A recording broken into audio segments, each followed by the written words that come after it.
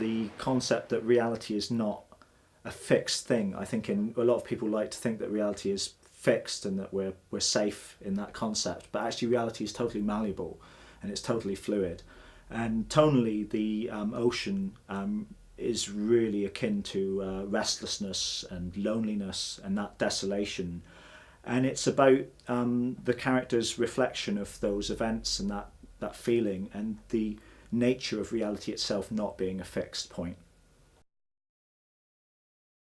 I've always been interested in concepts of redemption or guilt or sort of loneliness, things that keep us awake at night. I grew up reading people like Joseph Conrad, and my ancestors were sailors, so I used to hear stories about that.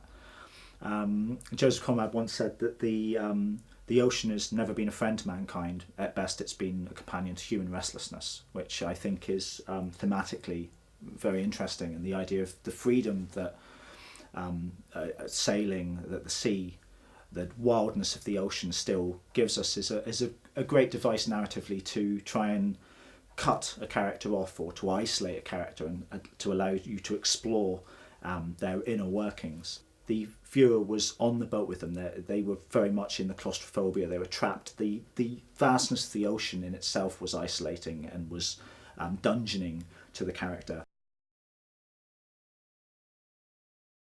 I didn't want an actor to have to learn how to do anything on the boat. I wanted someone who knew, and it showed that they were naturally used to interacting and living on this vessel.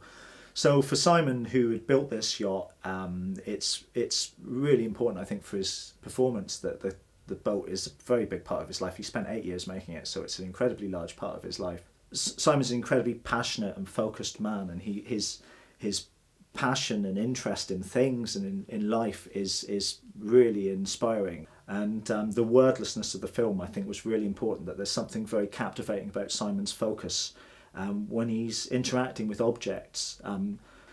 To have that intensity come across with him, just being able to look at inanimate objects and to give them a life and a meaning of their own, I think is a wonderful thing. So, as with any filming that takes place in England, the weather is always a great bane.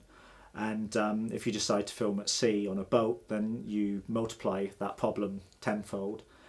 But luckily, the people involved in the project were very patient, so we were very willing to bookmark dates which we might have to cancel last minute because the conditions were just not suitable for sailing or for filming at all.